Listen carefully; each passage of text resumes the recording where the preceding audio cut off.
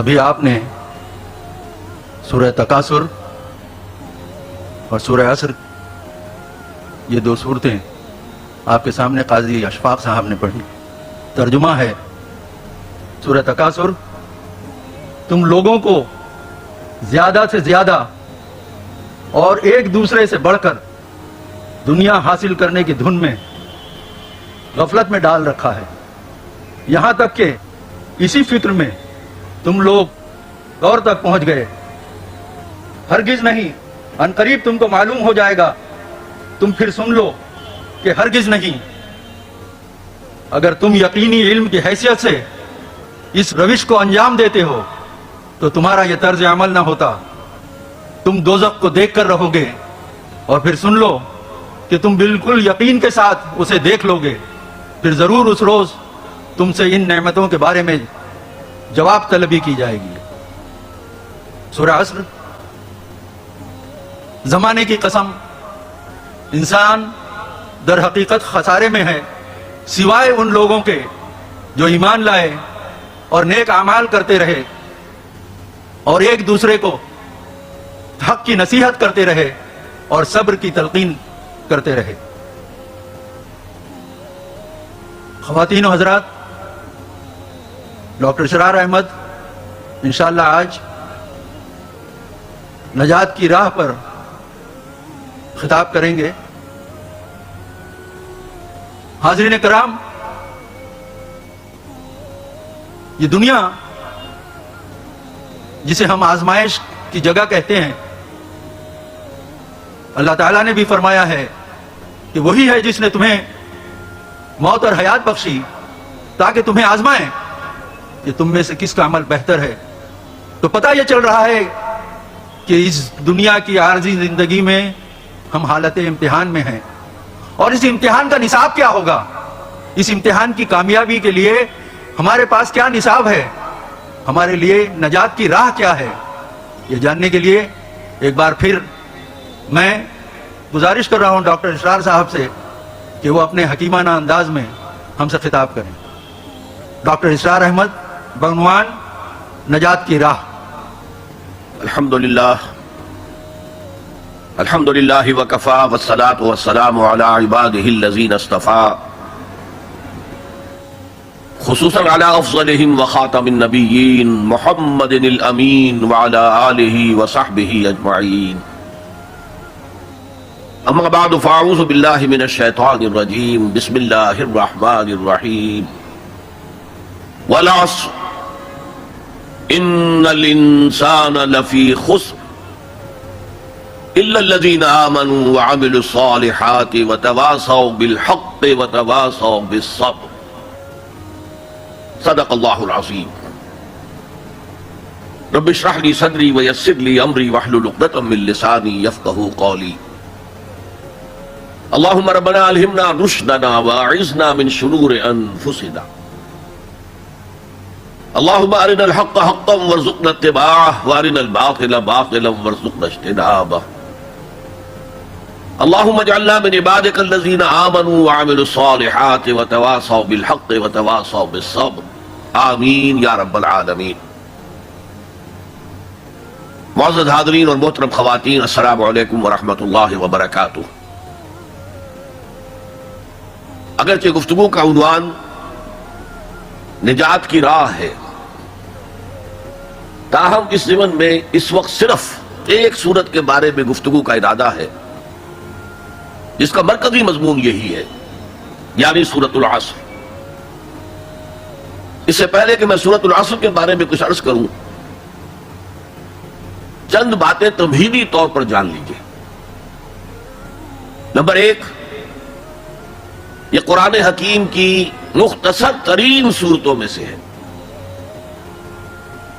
صرف 3 صورتیں قرآن کی ہیں جو 3 آیات پر مشتمل ہیں: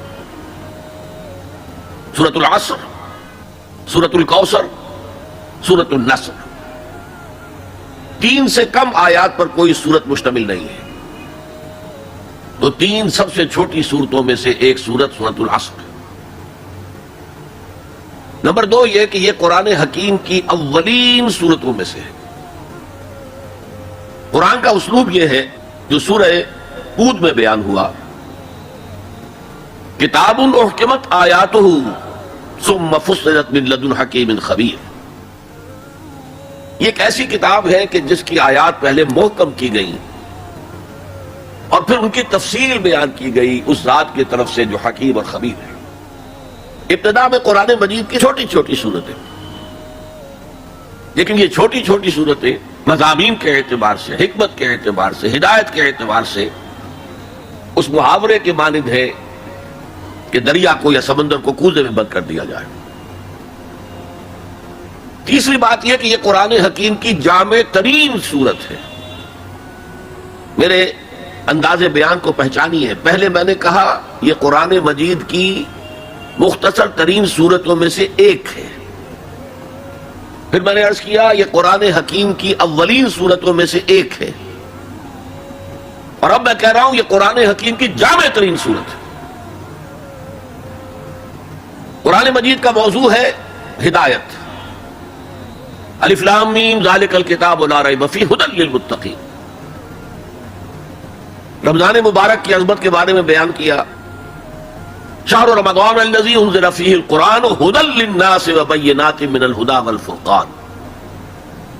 قرآن سائنس کی کتاب نہیں ہے، اگرچہ سائنٹیفک ریفرنسز قرآن میں ہیں۔ قرآن تاریخ کی کتاب نہیں ہے، قرآن فلسفے کی کتاب نہیں ہے، یہ کتاب ہدایت ہے، فکری ہدایت، عملی ہدایت، اور وہ ہدایت جو ہے اس سورہ مبارکہ میں مختصر ترین الفاظ کے اندر سمو دی گئی۔ چنانچہ میں یہاں آپ کو امام شافعی رحمۃ اللہ علیہ کے دو قول سنانا چاہتا ہوں جو اس سورہ مبارکہ کے بارے میں ہے۔ آپ نے فرمایا لو تدبر الناس هذه السورہ لوسعتهم، اگر لوگ صرف اس ایک سورت پر تدبر کریں، غور کریں، سوچیں، فکر کریں تو یہ ان کی ہدایت کے لیے کافی ہو جائے۔ اس سے بھی زیادہ بڑا قول جو مفتی محمد عبدہ نے اپنی تفسیر پارہ عم میں بیان کیا ہے، لو لم ينزل من القرآن سواها لکفت الناس، اگر قرآن میں سوائے اس ایک سورت کے اور کچھ نازل نہ ہوتا تب بھی لوگوں کی ہدایت کے لیے کافی تھے۔ اسی جامعیت کی بنا پر صحابہ کرام کا ایک طرز عمل امام راضی نے لکھا ہے، کان الرجلان من اصحاب النبی صلی اللہ علیہ وسلم اذا التقیا لم يتفرقا حتى يقرأ احدهما على الاخر سورة العصر ثم يسلم احدهما على الاخر۔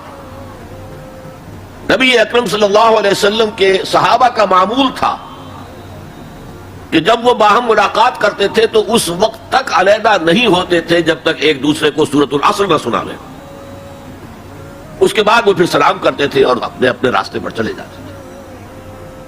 یعنی تذکیر کے لیے، یاد دہانی کے لیے، ہدایت کے جملہ مراحل کو واضح کرنے کے لیے ایک ایک لفظ میں یہ سورہ مبارکہ جو ہے واقعتاً اسی کی مثال ہے کہ سمندر کو کوزے میں بند کر دیا گیا۔ ایک اعتبار سے یوں بھی کہا جا سکتا ہے کہ یہ قرآن حکیم کے مضامین کا انڈیکس ہے۔ قرآن میں کچھ تاریخی واقعات بیان ہوئے ہیں، کچھ ازل کی باتیں بتائی گئیں، آدم کی تخلیق کا مرحلہ بتایا گیا، آدم و ابلیس کا قصہ بیان کیا گیا، پھر بہت سے انبیاء کے حالات بیان کیے گئے، پھر ہمیں آخرت کی خبریں دی گئیں۔ ان سب کی طرف اشارہ ہو گیا والاس، زمانہ گواہ ہے، ان الانسان لفی خسر الا الذین آمنوا۔ اب یہ ایک بہت بڑا عنوان ہے قرآن کے مضامین کا، بہت جامع عنوان، آمنوا، کن کن چیزوں پر ایمان، کس انداز میں ایمان، یہ تشریح قرآن میں ملے گی آپ کو مکی صورتوں کے اندر۔ وعملوا الصالحات، تیسرا مضمون کیا ہے؟ اچھے اعمال، صالح اعمال، اسی کی تفسیر تو ہے، اخلاقی تعلیمات ہے، بیسک ہیومن مورالٹی کا تذکرہ ہے، پھر شریعت کے احکام ہے، یہ کرو یہ نہ کرو، یہ سب کیا ہے؟ عمل صالح کی تفسیر ہے۔ وتواصوا بالحق، یہ کیا ہے؟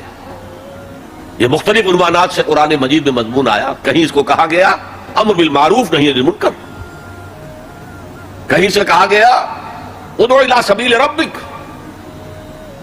اور اس کے اوپر مفصل مضامین ہے.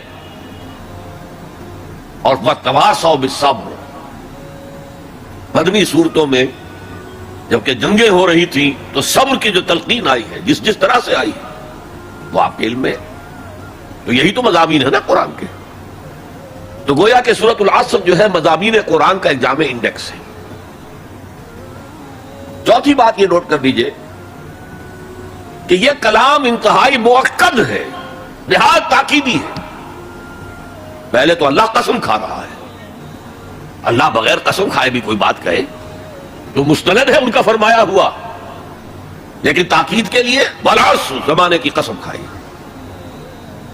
ان الانسان لفی خسر، ان تاکید کے لیے، لفی لام پھر تاکید کے لیے، خسرن تفخیم کے لیے، معمولی خسارہ نہیں، 1000 2000 لاکھ 2 لاکھ کروڑ 2 کروڑ کا خسارہ نہیں، بہت بڑا خسارہ.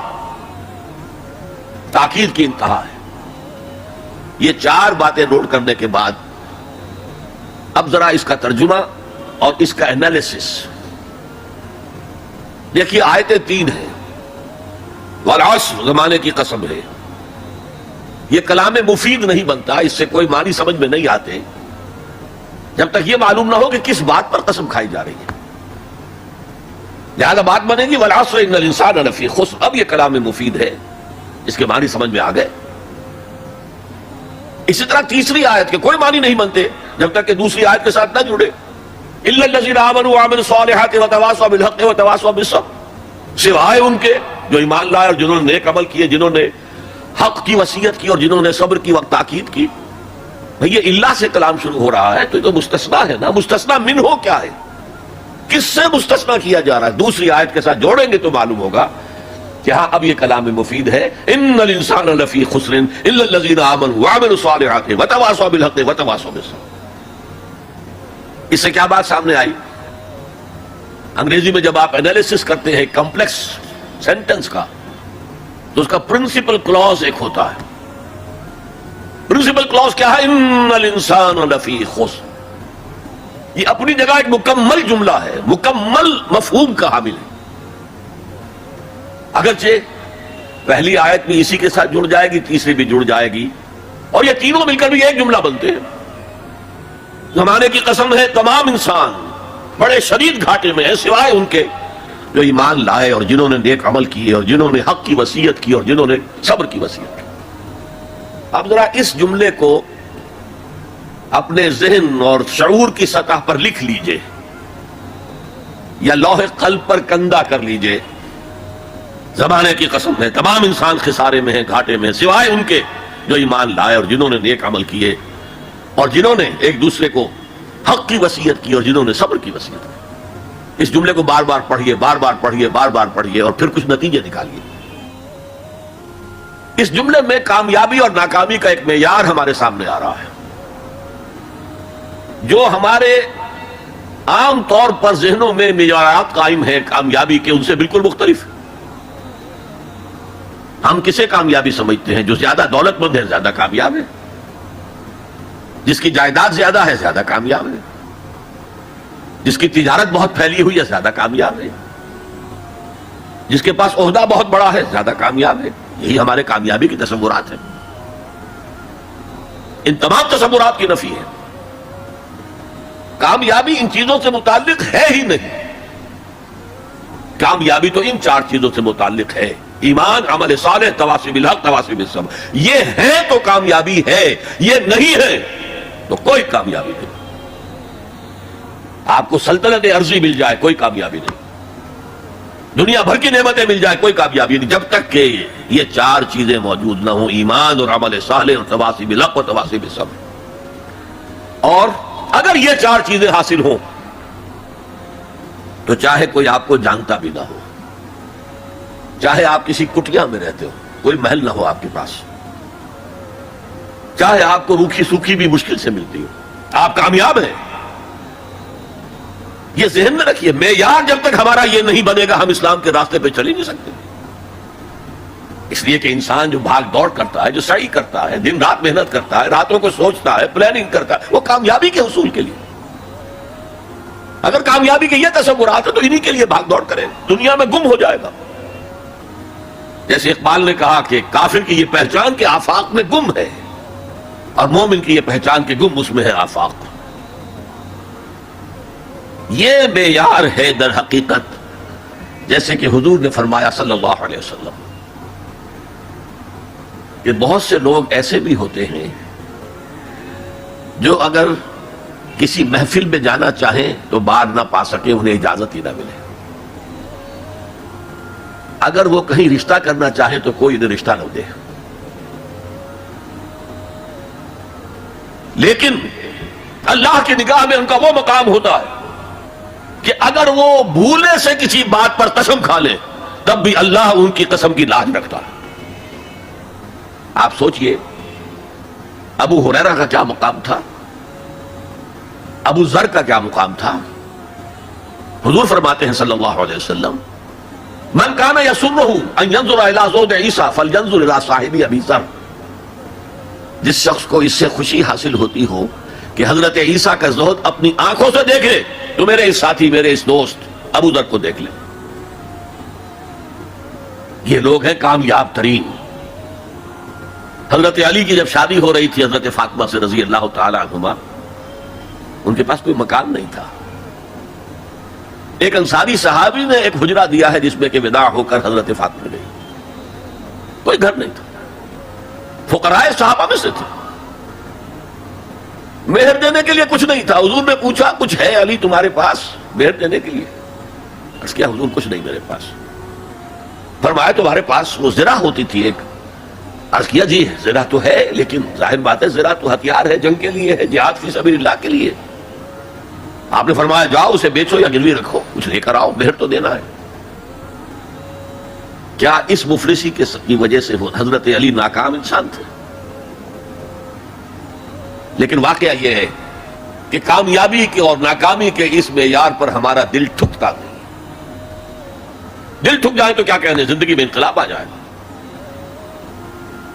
میں جو بات کہہ رہا ہوں دل گواہی دے گا کہ صحیح ہے، لیکن برا نہ مانے تو میں عرض کروں گا، قرآن مجید میں ایک آیت آئی ہے کہ اے محمد جو کچھ آپ کہہ رہے صلی اللہ علیہ وسلم کوئی بات لگتی تو ٹھیک ہے، ان نظن الا ظنا وما نحن بمستيقنين، گمان سا تو ہوتا ہے جو آپ کہہ رہے ہیں ٹھیک ہے، ہمیں یقین نہیں ہوتا، اور یقین جب تک نہیں ہوگا وہ آپ کی زندگی پر وہ اثر انداز نہیں ہو سکتا، وہ معیار۔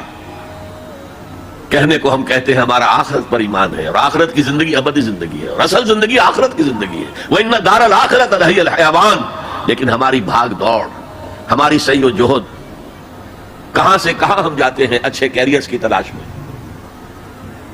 ایک ملک کے اندر بھی ادھر جاؤ ادھر جاؤ، ادھر جا کر کوئی تلاش کرو، ملک سے باہر بھی عرب ممالک میں جاؤ، یو اے ای میں جاؤ، امریکہ میں جاؤ، اور کتنی خبریں آتی، کتنے لوگ مرتے ہیں انلیگل امیگریشن کی وجہ سے، پورے جہاز ڈوب جاتے ہیں۔ انلیگل امیگریشن کس چیز کی تلاش میں؟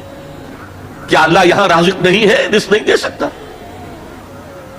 لیکن یہ کامیابی کی زندگی جس میں چمک ہو دمک ہو، اقبال کہتے ہیں کہ خرد کو خیرہ کرتی ہے، عقل کو خیرہ کرتی ہے چمک تہذیب حاضر کی، یہ صناعی مگر جھوٹے نگوں کی ریزہ کاری ہے، یہ جھوٹے رزقوں کی ریزہ کاری ہے، کوئی اس کی حقیقت ہی نہیں۔ تو پہلی بات زمانے کی قسم ہے، تمام انسان خسارے میں ہے، یقیناً ہے، سوائے ان کے جو چار شرطیں پوری کریں، الا الذین آمنوا وعملوا الصالحات وتواصوا بالحق وتواصوا بالصبر۔ اب دوسری بات نوٹ کیجئے، یہ نجات کے منیمم تقاضے ہیں۔ اگرچہ میں یہاں نجات کا لفظ استعمال کر رہا ہوں، اول وہلے میں نجات پا جانا، قیامت کے دن ہی ہمارا اللہ تعالیٰ جو ہے ہمیں حکم دے جاؤ داخل ہو جاؤ جنت میں، ادخلوها خالدین۔ وہ جو تصور ہے کہ اگر کسی کے دل میں ایمان ہے اور گناہوں کا پلڑا بھاری ہے نیکیوں کے پلڑے سے، تو وہ اپنے گناہوں کے بقدر سزا پا کر جہنم سے نکال کر جنت میں داخل کر دیا جائے گا، وہ میرا اس وقت موضوع نہیں ہے۔ اول وہلے میں نجات ہے، میدان حشر میں نجات، وہ نجات جو ہے اس کے یہ منیمم لوازم ہے۔ کیوں؟ اگر کہا جاتا یقیناً ان لوگوں کے مراتب بہت عمدہ ہیں، بہت اونچے ہیں، بہت اعلیٰ ہے، عرفہ ہے، جو یہ چار شرطیں پوری کرے، تو اس کا مطلب کیا تھا کہ اس سے کم میں بھی گزارا ہو سکتا ہے.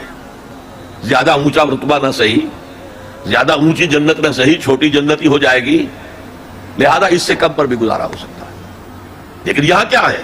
والعصر ان الانسان لفی خسر الا الذین آمنوا وعملوا الصالحات وتواصوا بالحق وتواصوا بالصبر.